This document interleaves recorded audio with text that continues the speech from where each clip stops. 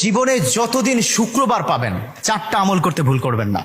আজকে শুক্রবার না, আমি জানি না 4টা আমল করেছেন কিনা বা করছেন কিনা, আপনারা মিলিয়ে নেবেন। যদি 4টা আমল আজকে না করে থাকেন, আজকে থেকে জীবনে যতদিন শুক্রবার পাবেন 4টি আমল করতে ভুল করবেন না। পারবো তো ইনশাআল্লাহ? ইনশাআল্লাহ। 1, দুরূদ পড়া। আবার বিশ্বনবী দুরূদ সম্পর্কে কত অসাধারণ কথা বলেছেন।